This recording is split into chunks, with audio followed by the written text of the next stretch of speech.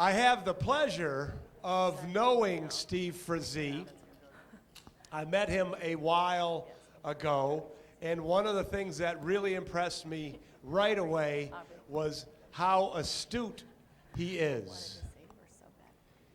You know, you're all business people, we're all business people, and you know how when you start in a conversation and you go, that person really gets it, and you understand immediately that that person gets it, that that person is someone you can learn from, someone, I call it rubbing their heads, but I don't know, with Steve, it takes on a new meaning because he's got a shiny head. But anyway, Steve. Bob has never rubbed my head. No, I have never rubbed his head. But I love to rub the heads, so to speak, of really smart people. And Steve is one of those people. Steve has been a consultant to many, many large companies, including Costco and Microsoft. And he has built many companies himself. And I am absolutely confident that you all are going to leave with something from Steve that will help you build your business. So what I'd like us all to do is stand up and give a big round of applause to Steve Frazee.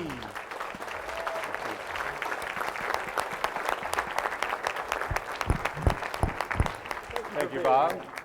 Hello, everybody. Bob, which one of these is yours? I don't want Bob Cooties. Cooties. Hi, thank you so much for having me. It's a big group. A little echo there, we good?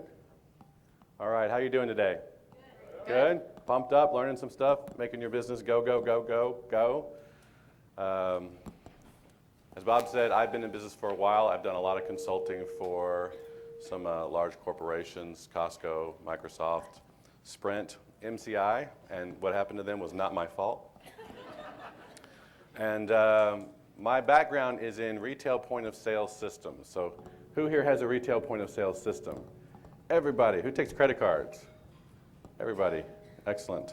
What about gift cards for your store? Who's doing gift cards for your store? When I got into that business, no one raised their hand. I got a lot of echo up here. You guys have echo out there? Yeah. We'll have less echo, please.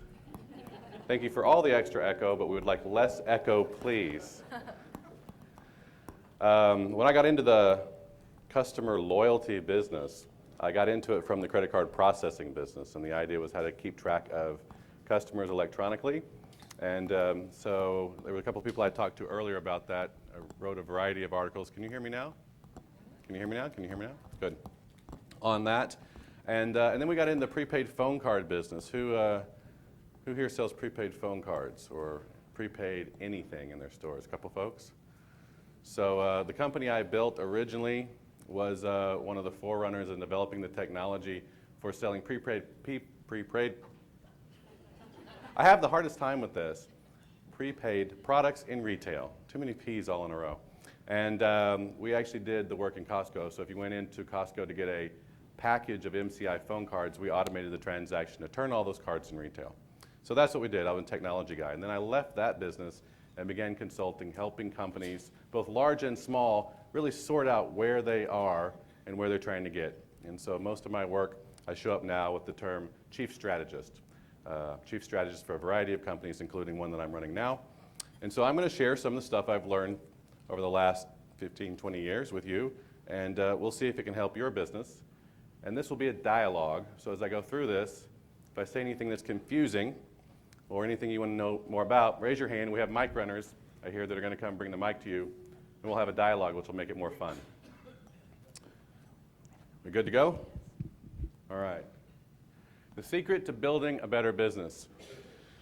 So I'm going to share this secret, but it's not actually a secret. It's a proven technique.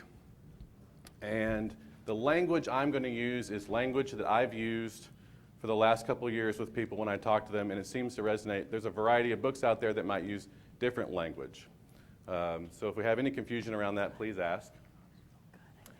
But it all starts with this question, and I heard it actually a little earlier. How do I get my business where I want it to be? All right, so let's say that's your business. You're the red dot.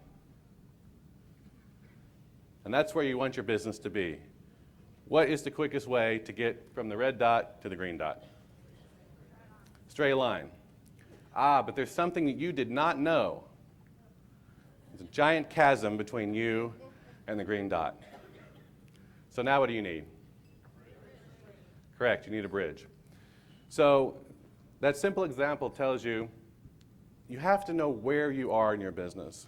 Where are you in your business, and where do you want to be, and what are the obstacles? And that's what this talk is all about. When you can really clearly understand where you are and where you want to be, then that straight line is a lot easier to handle.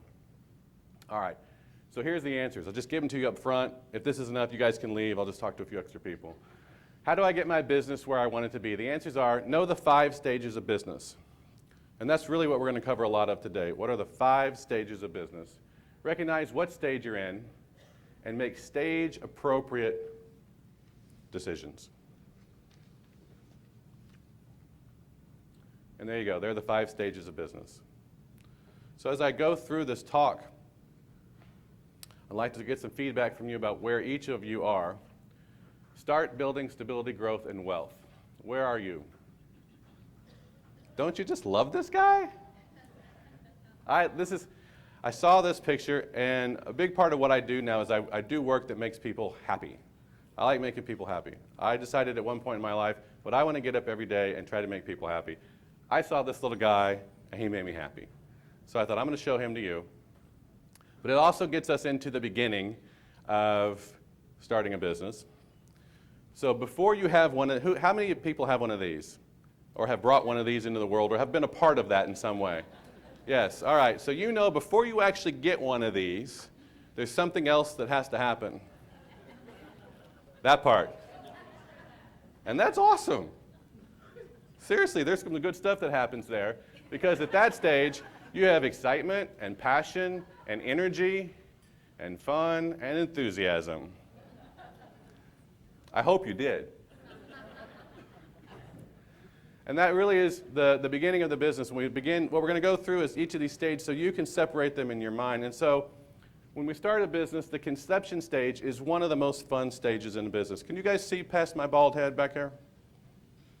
The conception stage is when you have the idea of having a business. It's the moment you had that twinkle in your eye and you said, I'm going to open a store, right? The vision, the optimism. And this last piece is great. It happens with children, too. No problems. At the moment you decided to become a retailer, it was all green field. Fantastic enthusiasm, and there were no problems. Who here actually started their business? And who bought an existing business? Okay.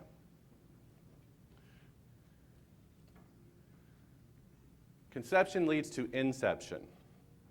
And I break these 2 pieces up so you can see the difference. Both of these are inside the start phase. Inception is when the work starts to happen. That's when you pick the name, making a logo, you're incorporating, you open the bank account, you select a location, sign a lease, get a piece of POS equipment, which I appreciated back in my other business. So thank you so much for doing that. Choosing your inventory. There are a couple things that people have told me about that have really been a big deal for them. One of them was getting the keys made. Getting the keys made. Does anybody get their keys made and feel really excited about getting their keys made? No? I've heard that a couple different times. And then this one, your first dollar. Now, who has their first dollar they've made in their store? Okay, so that one's happens a little bit more. Really, this first dollar, the first dollar you make in your business signifies the end of the start. You're now out of the start of your business. It's going. Conception, then, is the idea. It's the idea you're going to be in business and all the wonderful excitement and enthusiasm that comes from that. Inception is getting started. It's pushing the go button and doing the things it takes that lead you to the very first dollar. I want to talk about ideas for just a second, because in the idea stage, I get this a lot. As a traveling consultant, people come to me and they say, I've got $1 million idea. I have $1 million idea. Hey, Steve, I've got $1 million idea. I have $1 million idea. $1 million idea that takes $2 million to execute is a rotten idea. A lot of people don't really get that. They say, I have $1 million idea. And I say, how much does your $1 million idea cost to execute? And they go, you need a business plan. A business plan, get a business plan, know your financial requirements. There we go. I have to make these little notes to myself on my presentation or I forget what I'm talking about. A business plan tells you something that is crucial. And this is a really simple tip that some people don't get until later in their business. And so if you're starting out, you need to know this. A business plan tells you how much, but it also tells you when. And that's why that $1 million idea, a lot of times, isn't such a great idea. It might take 10 years to get that $1 million. People say, I have a $1 million idea. And I say, well, when do I actually earn that $10 million? And how much money did it take for me to make that $10 million? And so as we go through this presentation, we talk about making the right choices. Part of it is understanding every choice you make has a how much and a when. How much does it cost to do it? How much time does it cost to do it? And when does the revenue or when does the earnings come out of the choice that I made? We're going to skip this building piece and come back to it later. And we're going to go to my favorite piece, one I wish all of you to get to, which is the stability piece. All right. Is this stable? How many people would say no? And how many people would say yes? The answer is yes. It is stable. Generally, I'm assuming they stacked it up like that and somebody took a picture of it. It's not falling over. How stable is it? And the answer is, it's not enough. That is better. And this is really the feeling, and a lot of what we're going to talk about is the feeling of stability. As you'll notice, my business is subtitled The Art of Conscious Capitalism because I believe that business actually is an art, and everything that you're doing is an art. But you get a feel for this, just like my favorite little baby face that makes me happy to look at. This, you look at that and you're like, that's stable. I'd like my business to be there. All right, so what defines stability? Predictable sales, management, processes, repeat and regular customers. And the feeling that the business somewhat runs itself. You've heard people say that my business runs itself. My business runs itself. Well, the business doesn't actually run itself. But it has that feeling of stability. You can be sick for a week. You can go on vacation for 3 weeks. Now, as an owner-operator, you may actually need to be in your retail store. And that's a little different. But even as an owner-operator, you can get the feeling of stability knowing that most of the things around you are being taken care of. I have, in my life, more often than I would like to admit, had a bag full of paper that needed to be taken care of. That is not actually stability. All the envelopes go in the bag, you do it about once a month. That's not actually stability. A routine by which you process all the things in your business, that's stability. Okay, so which one do you want? The one on the left or the one on the right? Anybody want the one on the left? Just checking, make sure everybody's paying attention. Good. Right, it's the one on the right that's the goal. Pop quiz. What stage is this business in? Building. Boom. Correct. That business is in the building stage. Okay. Jim Vollett is my business coach. And he said this to me about 4 years ago, and it made all the difference in the world to me. The key to the building stage is to find out what doesn't work as quickly and cheaply as possible. And if you leave here from this one talk, get this. And everything else kind of wraps around it. Get from your idea, the start, to stability as quickly and cheaply as possible. All right, so what defines building? The building stage is the work. It's the stress. It's the feeling that if you stop doing what you're doing, the whole thing will fall apart. Long hours, figuring things out. A lot of times the building phase has new stuff in it. Something arose in your business that you didn't know. Boy, I tell you, in my business, it's usually some sort of letter from the government. You get those letters, and they don't speak English. I don't know what language they're speaking, but it tells me I have to file Form 10569B. and I have to do it in 3 days, and it's because I didn't file some other form, and I just hate those letters. But a stable business, you're used to getting those letters, and there's somebody in your business, or it's you, that knows how to handle those things. There's a lot of waste in the building phase because you're trying new things. It's sort of research and development. There's another way of talking about the 5 stages of business that actually call this phase the development phase. The research phase, and this is the development phase. You're learning to build the prototype of the business that you want to run. Okay. Most small businesses fail in the building stage. That's important to know.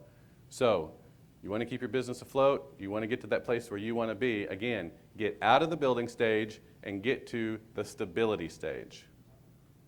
Plan for stability, predict it, envision it, attract it, and model it. It's easier to get to the stability stage if you can have an idea of what it looks like. Now, a business plan doesn't have to be a 100-page document. I'm not sure if you guys have covered. Bob, have we talked about business plans earlier today? No. Business plans can be frightening. Some of you probably have them. Some of you probably don't have them. They do not have to be an enormous document that has to be published. It can be as simple as a spreadsheet, a little 2-page note. There are going to be some numbers in there.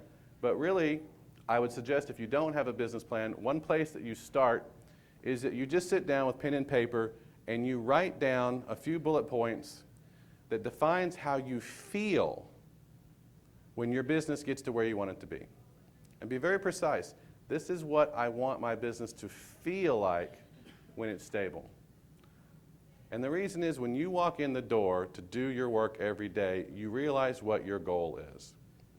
And a little bit later we'll talk about some of the confusion about running a business comes from not knowing where you're trying to get to, or trying to get to wealth too soon and not knowing what wealth means.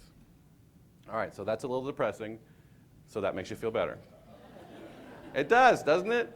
I can say, most small businesses fail in the blah, blah, blah, and then I go, boop, and I feel so much better. And for those of you that don't have babies, puppies.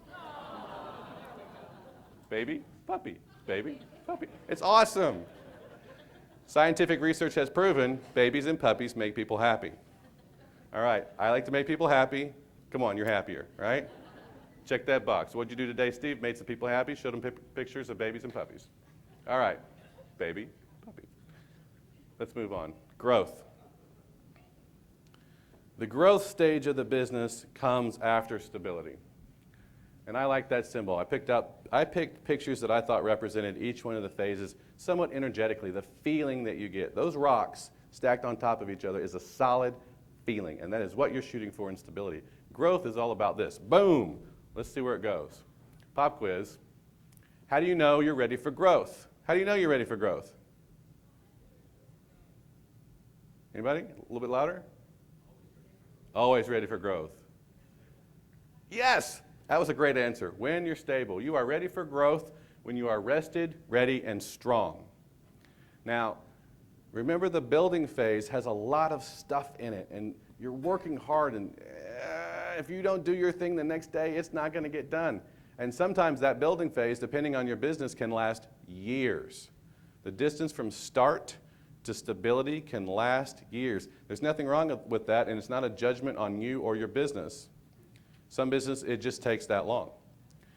When you get to stability, one of the things you want to do as the owner is rest. You worked hard. You conceived and incepted your business. You built it, and there needs to be a place where you say, oh, I need to rejuvenate. I need to look at the work I've done. I need to prepare for the next phase. One of the big problems I've seen over and over again is that people do not realize there's an island of rest between building and growth. And there's a huge difference between building and growth, and I hope you see that as we go through this. These are the things that define growth. New markets. Building, first market. Growth, new markets. Building, first location. Growth, more locations. Building, initial products and services. Growth, more products and services. Partnerships, prototyping. Complexity is an excellent word. Maturity is another word that's not up there. But complexity and maturity together really set the feeling for the growth stage. Strategy. You've learned a lot. You've bumped your head. You've done the school of hard knocks. You've rested. You've internalized all the work. You surveyed the market, and now you're ready to go again. New location, new partnership, new set of stores. All the techniques you learned in this store experience in a store with a different set of products and services. And the key is measurement. One thing that you will have learned as you went through start, building, and into stability is how to measure what you, before you take your next step, you identify what that next step is supposed to do, and you start measuring it before you actually do it. I'm going to take on this new product line, and I expect this new product line to bring in X number of dollars per month. You take in a new product line, you start watching the sales. If it doesn't happen, you turn it off, you do something else. You're not just sort of winging it anymore. You're making very smart, strategic choices. And that's different from the building phase when you're really just learning to sing your song. Okay. Start, building, stability, and growth. Questions here? We doing all right? Somebody. 1, 2, and then 3. 1, 2, 3.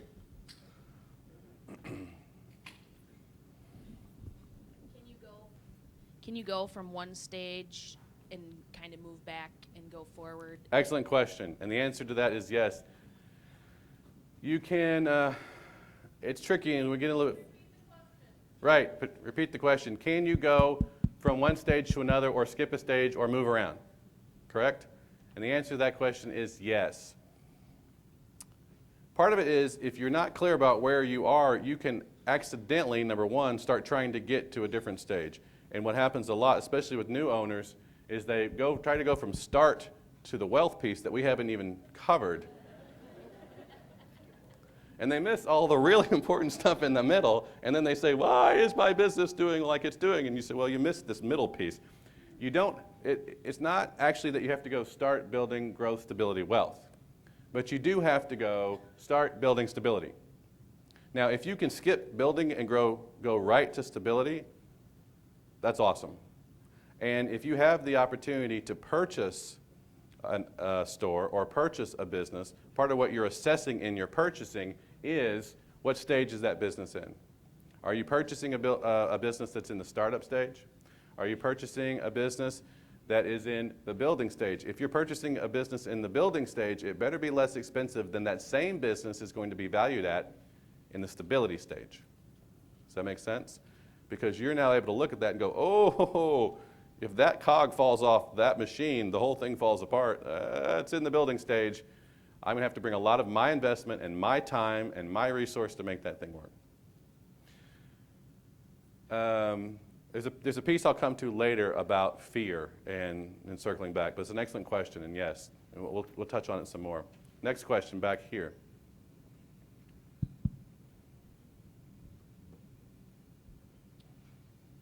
You talk in the growth stage about adding new processes and new things and new products and new buildings. What about just increasing your customers or increasing the value of the sale? To me, adding new things is almost going back to building, where you have to get all that under your belt and comfortable again before you can use it to stability. That's a great question. Thank you for asking it, because as I was alluding to, you can think you're moving into growth and accidentally move back into building. Right? You can say, I'm going to do all of these new things and destabilize your company in the process of doing that and then go back into the building stage. And there's absolutely nothing wrong with that, as long as you're making that choice consciously. You're saying, you know what, I want to do something different. A lot of times it has to do with the market too, especially in this economy. Things were stable, and then where'd everybody go? Boom, you're back into the building stage and you're having to make new choices. The difference between building and growth is that you are moving from a stable platform forward. That doesn't mean you're not taking risk, but you're not unconsciously going back into the building stage. And yes, adding more customers, if you're in a solid business that feels stable, your choices to bring on new customers or to increase the profit margin in each sale feels more mature probably than it did in the building stage. And the way you're thinking about it probably is a lot more strategic. Even that you're thinking about increasing your customer, increasing your dollars per square foot, increasing number of foot traffic coming through your door. That type of thinking really is growth type thinking. And as we get through this, you'll realize that you'll be touching on different pieces of this in your business. It's not as cut and dry as 1, 2, 3, 4. But majority of the energy, you'll know the difference. Thank you for asking that. Third question, then we'll move on. Good? Good to go. All right, thank you. Okay, so here is the secret that was alluded to in the name of this presentation. This is the secret. Get from there to there as quickly and cheaply as possible. Okay, we're going to talk about some techniques. Learning to say no is one of the best things you can do for your business. Absolutely, such a great thing. Where's Julie? She was up here on the hot seat. Julie, learning to say no, baby, is what it's all about. Hell no. Hell no, that's right. Now, here's the funny thing. A lot of times you have to learn to say no to yourself. Not to other people, but to yourself. Learning to say no. Now, how might that apply to the business? Well, if you're let's say you're in the start stage of a business, and somebody comes up to you and they say, I see what you're doing and I love what you're doing and that sounds fantastic. I'd like to talk to you about a partnership. No, not right now. Come back soon when I'm more in a stable position. If you're on your way to wealth, if you're laser beam focused on wealth from the start position and somebody walks up to you and they say, we have this great opportunity we'd like to talk to you about, boy, it might seem like it's really hard to say no to that. But it could lead to this, and it could lead to that. But if you don't have the experience or the business processes, what you could be taking on is something that you just can't handle, and that's failure written all over it. For your business, for your family, for you, too much stuff. Learning to say no. All right, what is something else that you would say no to, let's say in the stability stage? Let's say you got to stability and you want to stay in stability. Something that you might say no to. New product offering. Especially a new product offering that takes a lot of money, a lot of upfront money. Something that you might have to take on some debt to get into. If you just got to stability, the answer to that is no. Not right now. Because when you get to stability, there's one thing that you've earned, and that is a rest. That whole picking things up and getting through the building phase, honor that. And if you're not at stability yet, get there and take a rest. If you're at stability and you just got there, I hope you enjoy it. Bob. For a lot of people in this room, there's the tendency to... How many of you have been approached by someone to open another store in another town? It is seductive, isn't it? I can't tell you how many times Susan and I have talked people out of a second location. So and we're going to have a hot seat tomorrow. So Steve, what you're saying here, I know that it's very applicable why I raised my hand, but that second location in that great spot, in that great town, just down the road, is one of the places to say no. It's a big deal learning to say no. Especially saying no to opportunity. And really that's the crux of the matter. Learning to say no to opportunity. And it really is based on knowing where your business is at and evaluating that opportunity relative to the stage of business that you're at. Okay, this was to your question earlier. Don't sabotage yourself. Now, I have seen this over and over and over again. I've seen it in small businesses. I have seen it in enormous businesses. If you have entrepreneurial energy, and I'll talk about there's 3 energies that we all have, and I'll talk about them in a moment.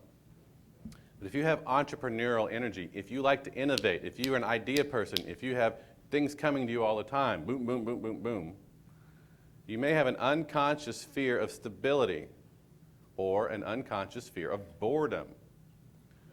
Now, for some of you, you might go, that's ridiculous. But it's actually a very real problem for some people. They constantly have new ideas. I have a new idea. Ooh, I have a new idea. I have a new idea. I have a new idea. And when you're trying to get to stability, what you're trying to do is do the same thing over and over and over again really, really well and keep the machine running. So just be aware of this piece. It happens to some people. Other people think it's ridiculous, but it's very real. Here are the energies. All of us have these energies in us as business people. And there's a book called The E-Myth, Revised, which is a book I enjoy reading. It's been around for a while. In the E-Myth, it's defined as entrepreneur, manager, and technician. I prefer the phrases planning, managing, and doing. Now, the difference is the entrepreneur energy is that energy of change, that energy of innovation, the energy that is fabulous in a business. It actually is usually the driving energy that births a business, or brings you to buy a business, or brings you to change your logo, or to get involved in something new. The manager energy is the energy that says, before we do something new, let's make sure we did the thing before well. Let's make sure that we can do it over and over and over again. Let's make sure that all the pieces are solid. And then the doing piece is the craftsmanship or the technician piece. One of the stories is about someone who makes pies. They make fantastic pies. And all of their friends were saying, you know, you two should open a pie store because your pies are awesome. And they said, oh, that's great. I can't wait to make pies.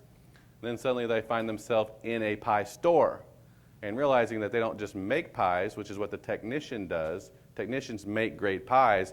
Suddenly they own a business. They own a pie-making business. And the difference between working in your business and working on your business. So it's important to know if you own a store that makes fudge, then somebody is the fudge technician, and somebody is the entrepreneur and manager that's actually running the fudge store. Now, we all have these energies in us. And the different phases of your business require leading with different energies. So the entrepreneurial energy really is the energy in the start of the business. But as you move into the building, there's a whole lot of doing energy. You're the one that has to, as Bob said, unplug the toilets, because there's nobody else to delegate that to yet. You're still building the company. You've got to clean the windows yourself and make sure they're bright and shiny. All of that work is yours. You're still managing and planning, but you're leading with doing energy. When you get to stability, it's the managing energy that's leading. It's the repetition. It's the systems. It's the continuity. And if you're the only owner-operator of your business, be very aware that you are becoming a different person as your business changes. You must become a different person. You must show up differently every day in your business because your business is changing. Does that make sense? A couple nods. Thank you. And then the growth phase, you'll notice I bolded in the first 3 phases because you do have to go, the steps are start building stability. That's the best path. That is the straight line. Growth is optional. As a matter of fact, I'll talk about in a moment that once you get to stability, you may be good. That may actually be wealth for you. Growth is not required. But when you move into growth, there's a balance of the managing and planning energy. That's when you know you're ready. When you can make those choices based on that, there's a quote that I like that says, it is the tension between the entrepreneur and the manager through which all great works are born.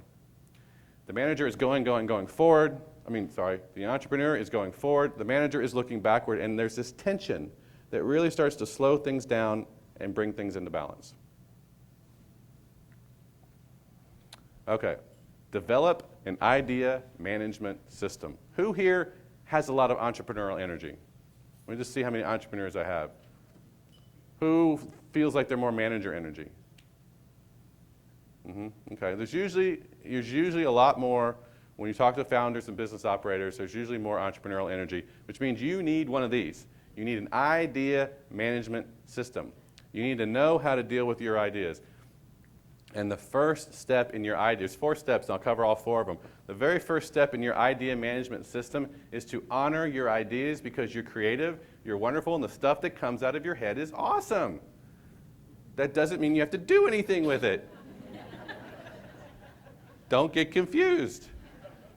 And so really there's this piece that happens where you take your idea and you go, wow, that's awesome. And it's brilliant. That is so cool. And it's really a process. I mean, you really set aside time to do that. In the last business I ran with some friends of mine, we had a process like this, and whenever somebody had a new idea, we wrote it down, and we put it into a file, and then once a month we sat down and we pulled out all the awesome ideas that were in that file, and we just sat around and talked like, wow, that's a great idea. Well, thank you very much. That was a good idea. And just shared sort of the creative energy. And then the next step after we did that was to assess each one of those ideas and take each one very seriously in a structured environment. Now, what does it mean to assess it? Well, assessing any idea first starts with where you're at in your business. An idea that's not appropriate when you're in the building phase might be exactly what you need in the growth phase. So you need to know where you're at. So you assess your business where you're at. And then also involves resources. How many people do you have? How much time do you have? How much money do you have? So you assess those ideas, and then you prioritize them.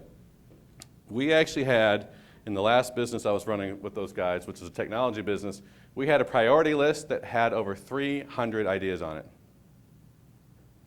300 ideas. And we put them into 3 categories, 1, 2, and 3. Something comes up and it's a 1, we're like, okay, we got to deal with that. It's a 1, that's a high priority. Something comes up and that's a 2, and we're saying, well, what do you know about a 2? Well, it's not a 1. So when are you going to get to the 2s? After all the 1s are done. And you know what? We actually got to some of our 2s. And as we went through the growth stage, one of the things that happens in growth is you get more people. Right? You've got a couple different layers of management, you've got more people, and you can delegate. And that could just be having somebody new working for you that knows how to do a thing. And you say, this is a good idea, I'm going to give it to that person, and wow, they're just going to go make that idea happen for me. And that's a great place to be in the growth stage. You prioritize.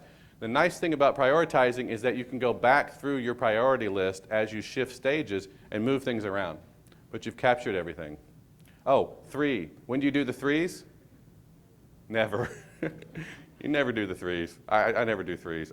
Sometimes 3s pop up, but usually a 3 is that thing that you said, wow, that's a great idea.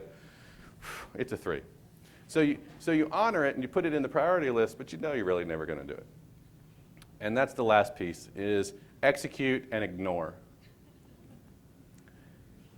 The ignore piece is you saying no.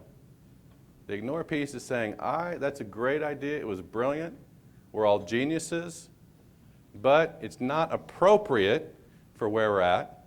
It's not prioritized for all the things we have to do with our resources, and therefore it's on the list, it's a 3, and we're just going to ignore it now. And we're not going to let it eat you up in the shower in the morning, right? Because what are you supposed to be thinking about in the shower in the morning? The 1s. Maybe the 2s are going to biting at you, but the 3s, no. So execute and ignore. Questions about idea management? I'm sorry, you're not allowed to ask questions. Please let me ask a question. Yes. What if you think your ideas are all 1s? That's a good. I wasn't going to name any names, but That is a good question. That is an excellent question. Thank you so much for asking it. see, and you weren't gonna take it. I wasn't going to take it. Well, I just thought you were going to give me something really hard that I couldn't deal with. Really, the answer to that is fine. If you want to have all 1s, it's up to you. But the assess and priority, you're going to have 1.1, 1.2, and 1.3. Because really what happens in the assessment phase is that you look at your resources. And towards the end of the presentation, which is coming up soon, I say there's 4 things that you put into everything you do: time, treasure, talent, and trust. Time, treasure, talent, and trust goes into everything you do. And you only have so much of that. And so when you look at your ideas at every place in your business and you look at how much time, treasure, talent, and trust you have, you realize you can't do all your 1s. As a matter of fact, you may have to take some of your 1s and make them 3s. So it's all about resource allocation. One of the things that stresses people out a lot in businesses of all sizes is they don't honor the reality of their resources. I want to do this thing. Well, you can't because you don't have enough time, treasure, talent, and trust right now to do those things in your business. What comes from that a lot of times is overcommitment. In the businesses I work with, I teach commitment is not wanting to do a thing. Commitment is not hoping to do a thing. Commitment is the contract that you make with another person or a group of people that you will do a thing, and the only time that you can make a commitment is that you understand the resources that it takes in your life to do that thing. So I make commitments very lightly. There's not a whole lot of commitments in my life. And when I make them, I take them extremely seriously. And if you can't make a commitment, you learn to say things like, I don't know if I can commit to that, but we'll see what happens. I'll give it a shot. I will review my resources and ability to work with you later. I care about you deeply, and I wish I could commit, but I can't because I don't have enough resource or I don't have enough availability. But it's a big deal. Commitments are a big deal. So, that answer your question about all being ones? All right, because some of those commitments that you make in your business are commitments that you make to yourself. Okay, so we've covered the first 4 stages. And we'll go back to your question. Can you skip a stage? And the answer is yes. Not really the first 3, although if you can make the second one as small as possible, as my Australian friends would say, good on ya. That's awesome.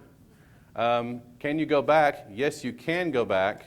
And you can go back a lot of different directions. You can't actually go back to start, hopefully, although there's some instances that happens. If your business is running, you can be pushed back into building. A lot of people have been pushed back into the building phase by this economy. Things that were stable are no longer stable. As a matter of fact, it is a plague, and I hear it a lot. You can unconsciously choose to go back into stability, and we talked about that. If you're an entrepreneur and you're constantly doing new things, entrepreneurs, by definition, are risk takers. They can give up stability or throw away stability and find themselves back in building accidentally. You can actually just be done at stability and never go through a formal growth phase, and that is completely okay. And a lot of times in various business books, that choice is called a lifestyle choice.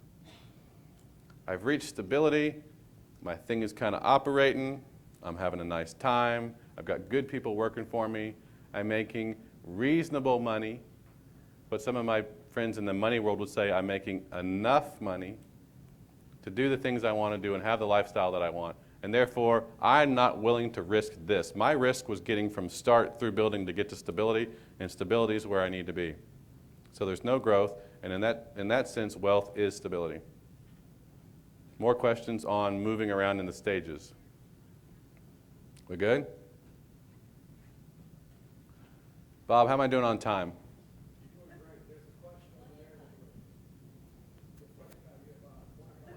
I brought my timer up here so I'd know exactly where I was, but you have to start those things. My question is there a normal, a box time frame to get from start to stability? I mean, you hear a lot of people say for the first 5 years, you're not going to make a profit, or you're going to get new customers, or things like that. Is there a time frame that? There is a time frame, and it's unique to your business. The answer is yes. There is absolutely a reasonable time frame, but it's specific to your business. Or it might be specific to your market. But a lot of it has to do with the resources you have. If you and somebody else has exactly the same business and you have limited resources and they have more resources at the start, then you certainly don't expect you and them to move at the same rate. That just wouldn't be reasonable. So really, that's when it comes back to the business plan. And again, a business plan doesn't have to be a huge document, but it can be, starting with that list I asked you to make, what does my business feel like in stability? How does my life go? Sometimes when I do coaching, I say, just tell me a day. Because a lot of people have trouble getting it out. They have a sense of it, but they can't turn it into words. If you can't turn it into words, you certainly can't turn it into numbers and into a business plan. So I said, just tell me how your day goes in this model in your head. Just tell me the day. And they said, well, I get up and I don't have to be at work at 7, and somebody opens the store for me, and I actually don't show up until noon. And they go through the whole process. Okay, that's stability. They've just told me a stability story. And then we begin to translate that into measurable business metrics. And then you draw a line from where you are to there. And that line, maybe a slower trend makes more sense. And so for your business, this is the amount of time it's going to take to go from start to stability. Does that make sense? It's all about you. I cannot reiterate enough how important it is to have some semblance of a plan. It's really a map. How do you know where you're going if you don't have a map? So again, sit down if you don't have one of these. If you do, congratulations, because a lot of businesses don't. And if you don't, start, this is my advice, start by just sitting down with a piece of paper someplace that's quiet and write down those bullet points of how it feels to be in your business. Or the day story is a good way to look at it. How does it look to run my business at stability? Just highlight big items for how your day goes. And then from that, you can deduce the things you need to do to get to that point.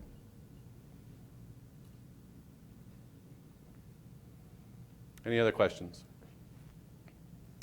We doing good? We're getting this? What's the number one thing I want you to take away from this? That's right. That's it. That's the thing. Get from start to stability as quickly and cheaply as possible. If I ask you that again, that is the answer. I may ask you again. The answer is get from start to stability as quickly and cheaply as possible. For those of you that don't really care about that answer because you're in stability or in growth, congratulations, that's awesome. For the rest of you, get from where you are to stability as quickly and cheaply as possible. All right. You guys ready to talk about wealth? All right. Wealth. We covered this already. Wealth might be stability. And there is zero wrong with that. That is absolutely a reasonable place to be. And you can change your mind later what wealth looks like to you when you're in stability. Because if you are in the building phase, wealth will look different to you. Conscious wealth will look different to you than it will be in the stability phase. Wealth is highly personal. It is extremely personal. Do not measure what you consider wealth to be by what other people consider wealth to be. Wealth includes mentoring, not you getting mentored, but you mentoring others, whether it's your staff, whether it's educating your customers. One way that you know you're really in wealth is you're giving back. Wealth is self-actualization. Wealth is you coming into the thing that is all you. Okay. This is not wealth. A lot of people consider this to be wealth. That is wealth. Now, I'm serious about this. You get the feeling of that, right? Get the feeling, energy of that. There's nothing wrong with that. I'm not saying that's a bad thing, but just get the energy of it and get the feeling of that. That's wealth, baby. Not a baby. I'm not suggesting y'all go get babies. I think that's illegal, actually. But the feeling that comes, and it's actually, it's neurological. We are wired that when we see a baby, we get this feeling. That's what keeps the species going forward. So it's that feeling of wonder, that feeling of a sense of openness. All right. You kind of knew that was going to happen, right? This is my equation for wealth. And after a lot of studying, talking to a lot of people, I believe this to be true. There are 4 things that you put into everything you do. Every transaction. Now, that transaction might be a dinner party. It might be running a business. It might be buying a home. But every action you take in life requires these 4 things. Time, treasure, talent, and trust. And trust are the emotional relationships that you have with other people and with yourself. It's the psychological component. And you're investing all the time. You have limited amounts of these things. You have a limited amount of treasure, assets, dollars, hard goods. You have a limited amount, and you're deciding where to put them at all times. Time, you get up in the morning and you go to bed at night, and there's a limited amount of time that you've got, and you need to allocate it throughout your day. Time, treasure, talent, and trust. Goes into everything. What comes out is the rapture of truly being alive. Now, there are some of you that might think this is a ridiculous thing to say in a business meeting. But for me, this is how you make great choices. This is how you make great choices. The rapture of truly being alive. It's how Julie can know whether she should absolutely get out of the work she's doing or stay in a little bit. Because some wealth is available to you at all times. And if being involved with those people gives you the feeling of truly being alive, then you probably want to keep some of that because you can get wealth all throughout your business. Philosophers have long held that happiness is the ultimate goal in existence. Aristotle called it, and this is Latin. Who speaks Latin? Excellent. Nobody can say I'm wrong. Summum bonum, or the chief good. The chief good. Now, the chief good, you'll notice is the name of my company, so I'm a little attached to this concept. But what Aristotle was talking about was goods like you sell in your store. You sell goods or services or products in your store, but that's what the word meant. The chief good, the ultimate thing. If you get this, you won't trade it for anything. And that's a big deal because when you're working on your business, you're trying to achieve what a lot of people would consider to be wealth.